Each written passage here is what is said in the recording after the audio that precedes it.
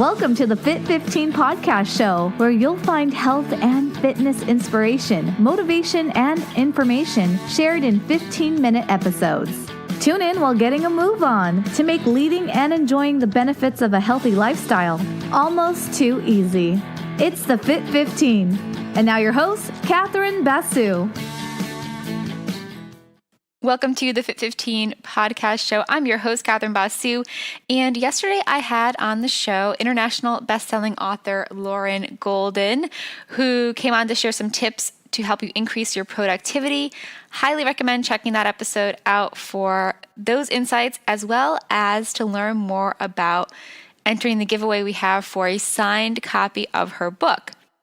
Today, I'm continuing the New Year's resolution support. I know we're at the end of the month, but you still have time to commit or recommit to those goals. And we're doing that with my guest, Erin Wathen, who is also an author and has a really highly rated book over on Amazon. Great reviews. I have not been able to read it yet, but I'm definitely going to have to check it out after our conversation and after reading those reviews. So, spoiler alert for this episode, but something that I want you to know is that the focus of Erin's book, or the title of it even, is Why Can't I Stick to My Diet? How to End the Food Drama. But if you are not thinking about going on a diet and you've already overcome that drama in your life, you still want to listen to this episode because Erin has some strategies and things for you to think about if you're struggling with other things in your life that you're trying to set New Year's resolutions on. So I hope you will stay tuned no matter what your goals are for the new year. Let me tell you more about Erin before I share our conversation. Erin Wathen is a holistic health coach, food abuse counselor, and the inspiring author of Why Can't I Stick to My Diet? How to End the Food Drama. Her philosophy, simply put, is health isn't a number on the scale or how often we exercise, but our lives as a whole. Several years ago, Erin was not at peace with her body, despite her wealth of knowledge on diet and exercise. She was always on a diet and yet never reached her goal weight. As a graduate of the Institute for Integrative Nutrition and a food addiction counselor, Erin was well-versed in the science behind health. As a certified spinning instructor, Vinyasa Yoga instructor, and Classical Pilates instructor, she understood the mechanics of health and fitness as well. Through a lot of trial and error, Erin found true nutrition to be the missing piece of the puzzle. It was then that Erin started her last diet, which ultimately became her food plan and the basis of her health coaching program, as well as her book, Why Can't I Stick to My Diet? So welcome to the podcast, Erin. I'm so excited to have you as my guest today. Thank you for having me. It's a pleasure. So you have so many qualifications and things we could talk about, but what I want to talk about is the topic of your book, since you just published that last month, which is Why Can't I Stick to My Diet? How to End the Food Drama. So could you maybe give us like a basic synopsis of the book just to kind of get us started, and then we'll maybe ask you some questions around that? Well, I'm a big movie person, so I think of my book in like 3 parts, 3 acts, Hunger Games, Star Wars, whatever. Mm-hmm. So the first act is all about why listen to me, my story, my struggle with sugar and food and yo-yo dieting, and how I got over it. And then the second part is everything I learned through holistic health coach training and becoming a food addiction counselor. And I am speaking to the audience, not at this super high level where I'm showing you, the molecules because let's face it, no one really wants to know that. They just want to know. They just want to know enough that it makes sense to them on a intellectual level, because emotionally I can, what happens when you eat too much sugar. Your head hurts, your concentration goes. But the why was so important to me, and I know it's important to a lot of other people. So I really go into why we need to stay away from these foods, why we need to not snack all day, why we need to not go to the middle of the grocery store because nothing good is in there.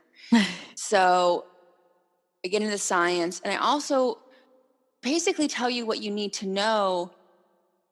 And I give you 4 basic things you need to do in order to be able to live. That's in the third part, because, your actual marching orders.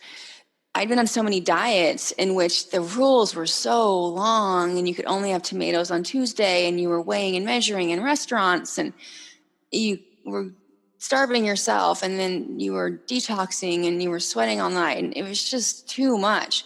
So I devised a food plan, which is different than a diet. Mm-hmm. And the reason my book is entitled Why Can't I Stick to My Diet is because that's what I was always asking myself. Mm-hmm. And the problem was, first of all, I was asking the wrong question. But the answer is, we go on a diet intending to go off. What we need to do is find a way to eat we can sustain and stick to it. Mm-hmm. So that's why I couldn't stick to it, was because I was all over the place with what I was trying this week. It was always the new whatever, the new magic pill I was looking for. Right. So I know a lot of people out there, it's, the New Year's resolution time of year. And I know what's really popular right now because people tell me what they're doing. And what I always want to say to them is, okay, why did you gain the weight in the first place? How did you gain the weight in the first place? And don't just tell me Christmas. Right. Because the calendar saying December 25th does not mean you gained 15 pounds. Just the page turning does not make you go up a dress size. There were little choices, I would say hundreds most likely, that got you here. And they didn't just happen in December. So let's talk about those, because you know what? Even if you go on some extreme fill in the blanks diet, you're still going to have life if you get down to that magic weight that we think we will all be happy at. So when we get down to the magic weight where unicorns roam and butterflies are surrounding us, you're still going to get stuck in traffic. You're still going to get parking tickets. Your husband's still going to maybe forget your birthday. How are you going to handle those things? Because you no longer have that coping mechanism of food. So now what? Right. And so many times with diets and the dieting industry, and I used to work for one of the major companies, we're so busy obsessing about the points and the calories and the macros that we never think about the before. What happens before we eat? So now that you are at this magic numbers, the unicorns, how are you going to stay there? Because that's where so many of us go sideways, is we can get there, but how do we stay there? Hi friends, it's Catherine, and if you're using the episode to get in an out and back walk and only have 15 minutes, you'll want to turn around now. All right, back to our conversation. Oh, for sure. So one thing that makes you different, Erin, is that you have that background as a food addiction counselor and a life coach. So you're able to help your clients work through some of those deeper issues that often end up being the real reason why that weight gain happened. So what are some insights? I know there's a lot that we could talk about, but some basic things that people listening could start to do to figure out and uncover why that weight gain happened and then how to move forward from there. Yeah, no problem. So here's the deal, and this is going to sound possibly a little bit cheeseball, but just stay with me. So let's just take the scenario that your husband's late home from work again, and you're going to be late for dinner and your friends and da-da-da. He calls you, you're aggravated, and you decide it's a really good idea to go grab ice cream when you're on the phone with him. So you're doing this while he's telling you how he's stuck in this meeting, and next thing you know, you've hit the bottom of the carton. That's the only thing that stops you. It's not anything else. So when you've hit the bottom and you realize, oh no, I just ate the entire amount of food I was going to eat at dinner, and your mind starts spinning about, am I going to be able to fit into a dress tonight? And can I fit into spin classes tomorrow? And what does this mean? And, on and on and on and on and on and on and on. You're missing the opportunity to, wait for it, what about you and your husband? Was he late for work because he's a jerk? Or are you making something out of nothing?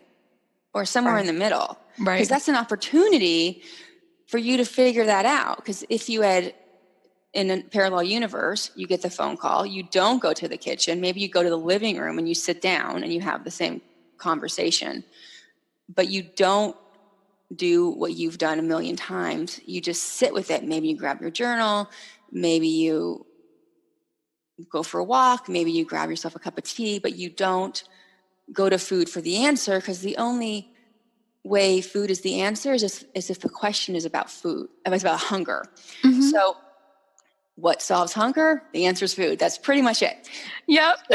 So, if we keep bypassing these opportunities to figure out, so was he being thoughtless or did he need to stay late? And what does it even mean if you're late for the double date with these people? So when we miss the opportunities to connect with how we're feeling over and over and over again, this becomes just how we're living. So like the person that gained weight and they blamed it on Christmas, these little decisions add up. So eventually it becomes a way of life. So when someone comes to me and they always say like lose 10 pounds, and it always becomes so much bigger than 10 pounds. Not that they gain more weight, because that's not what I'm saying, but sure. It's because of how they've been thinking their whole, since they were like normally teenagers. And well, that's oftentimes I hear it's healthy. I'm like, well, what is deemed healthy to you? Well, it's from Whole Foods. I'm like, okay. And everything from Whole Foods can be eaten with abandon. Right. Not everything that your mom made and she's nice to you can be eaten with abandon. Not everything on your honeymoon or on the weekends, or if you're a nice person. So we tell ourselves a lot of stories about what we eat. Like, I deserved it. That's a good one. So when we can unpack all these emotions, because food and emotions ideally run parallel. So we eat pretty much the same way all the time, and our emotions are doing what they're doing, right? Sometimes we're feeling great, sometimes we're feeling lousy, but it doesn't connect with food because they're parallel, like train tracks. And on the other hand, when we see a cake in a bakery and it's not our birthday, we don't get really excited. It's not our birthday. We don't think of excuses to buy it. I know a lot of people where they really, really look forward to eating, and to the point where when you ask them how their vacation was, all they can talk about is the food. Because in the same way emotions cause them to go eat, eating causes them to have feelings. So let's just break up with that. They need to just see other people, right?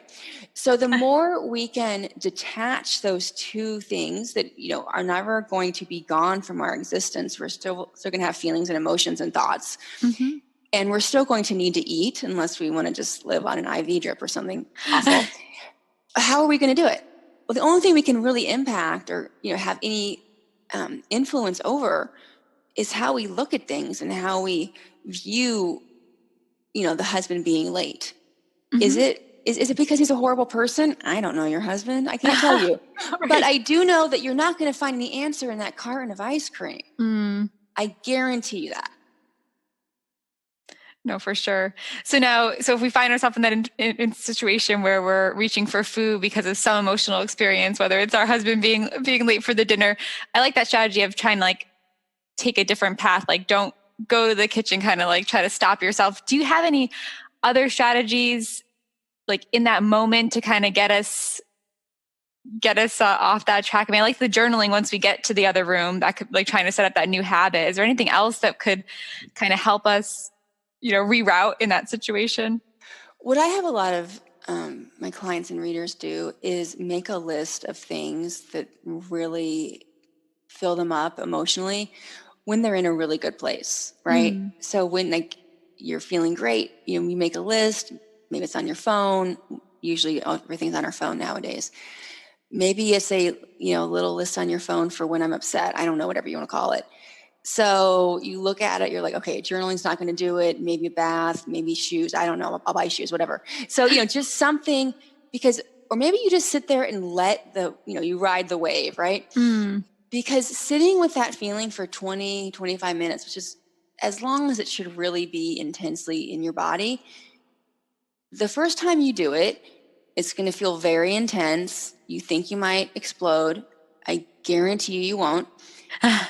And you will get an insight because you will really be able to experience what the heck you're thinking. Because normally you go down that drama road, right? Normally it's the ice cream and you got to figure it out and blah, blah, blah. But if you can really figure out, okay, is he being this, or am I that, or somewhere in the middle?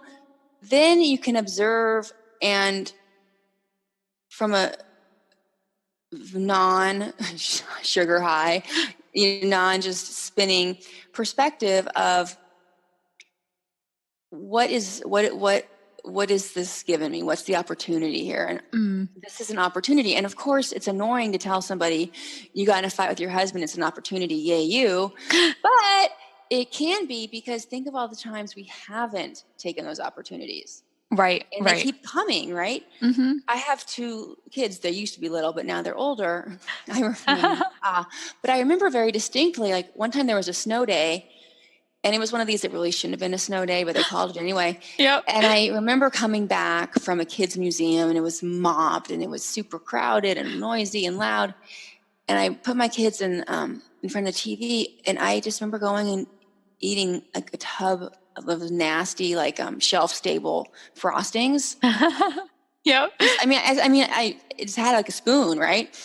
Because I was so aggravated and mad, and I don't even really remember exactly what I was feeling, but I know that there were no answers. I guarantee there was nothing solution based in that tub Frankenhein's shelf stable frosting. But instead of, okay, why am I resentful? Am I resentful because I couldn't go to spin class? Was I irritated that my husband's day wasn't ruined? Was it that do I just have a headache from the kids museum? Do I need to take a talk? I didn't even get to any of those questions because I was too busy eating. Right. Yeah, no, for sure. No, and I love this too, because, these are things that we can think about. I think many people like reach for food in these situations without thinking about it, but even there's so many other habits that we have that, we just don't even think about their habits. That's what makes them a habit, right? Where they're maybe not the best thing for us, and like taking the time at the beginning of the year to kind of learn how to stop in the middle of that habit to try to see what's going on can be really beneficial for people, even if they're not thinking about going on a diet. So I really love that your strategies can help us no matter what our New Year's resolution might actually be. What's really strange is I have a friend that's this like stylist kind of, and she's like, don't buy anything for the entire year. I'm like, I can't commit to a year. I'll commit to January. And the number of times I've thought about going shopping, it's a lot. And so then I feel like sometimes I want to text her and be like, well, what if something breaks? What if something gets stained? Right. So my brain, and I'm still trying to find these workarounds, which is how I used to do with diets, right? Yeah. So then I'm thinking, well, what if I'm going someplace special? Right. I have enough clothes for like 20 people, right? As most of us do. So, and then I'm thinking, well, did I just take my dieting nonsense and throw it into my closet for the last 5 years? Like, I'm having a lot of crazy thoughts, but about the clothes, which is really interesting, was I know I rationalized a lot of the clothes buying was like, well, I'm so much thinner now. Well, I did need new clothes. Like that's legit. But did I need like 10 pairs of the same kind of style of boyfriend jeans? Probably not. Right. I'm laughing, but I'm sitting here looking at 3 bins of clothes that I'm like trying to decide if I'm going to sell some of them or donate. So Marie Kondo is taking over the world. Yeah. Oh my goodness. Yeah, that's true too. Yeah. But so it's interesting. Like we were saying, that the point of this was that these strategies could apply to anything that you're doing that maybe you don't want to be doing. Yeah, I'm just observing it. I think that's the difference. I was a yoga teacher for a long time. And I remember when they were trying to teach us how to meditate. And of course, I wanted just to like do it through sheer will. That's my usual bulldozer approach. And it was not working. And we would come out of a meditation session and everybody would, see enlightenment. And I would be so aggravated because all I've done is just clench my fists for 45 minutes. And I just remember reading somewhere or hearing something that just observe your thoughts. Don't judge them. So when I think, well, it's snowing, I should go buy blah, blah. I'm like, I have so many pairs of snow boots. I don't wear anything out other than workout shoes. It was the only thing I ever legitimately wear out.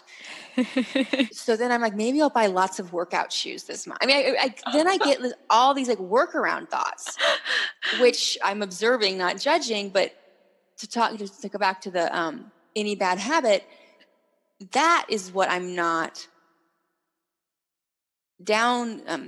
minimizing, because let's talk about when these thoughts are coming up. I'm like, wait, I'm thinking this after my 13-year-old gives me attitude. Right. About this after my 9-year-old is upset because he wasn't invited to something, or whatever comes before that. So now, because I've been coaching myself and others for so long, I can have these, what would be a really good idea right now, a new sweater, and think, what happened right before this sweater? Oh yeah. Right? No, that's cool. That's really cool. Well, awesome, Erin. Well, I'm excited to have people hopefully check out your book, because you and I were just talking about, like, this is kind of the time when people might be turning their backs on those good New Year's resolutions that are going to make them feel better in the new year and beyond. So hopefully they can regain some steam by checking out the book. Where's the best way to find the book and connect with you? And because obviously, like, we could keep talking forever because you have so many good tips. So where should they go to get more insights from you? Well, thanks. I do like to talk. They can find me at Erin Wathen Wellness. There's links to my book directly on there, but if you just want to go quickly, it's on Amazon. So why can't I stick to my diet? Also barnesandnoble.com, but since Amazon is everywhere and people have apps on their phone, it might be easier. So Yeah. there you go. Well, awesome. Well, thanks for being on the show. And people should send in their questions for you in the future, because maybe we'll have to have you come back and talk about a different topic. So Sounds good. thank you so much, Erin. Thank you. Thanks for listening to the Fit 15. For show notes and more, visit fitarmadillo.com/podcast. See you next time. Hi, friends. It's Catherine, just on here for 2 housekeeping things. One, obviously, you want to go check out today's show notes to get Erin's book, but you also want to go check out yesterday's show notes to enter the giveaway for Lauren Golden's book, which is going to help you become more productive in the new year, maybe even help you start your own business, start working from home, which might help solve some of those dieting issues. Who knows? So I hope that you are having a wonderful day. If you are enjoying the podcast, please head on over to iTunes, Stitcher, or wherever you listen to podcasts to leave a rating and review. And if you love this episode in particular, be sure to share it with a friend. I'm sure you know someone who could use some of these strategies and things to think about when it comes to sticking to diets in the new year. Thanks for listening. And if you subscribe, I will chat with you tomorrow for our next episode. Bye.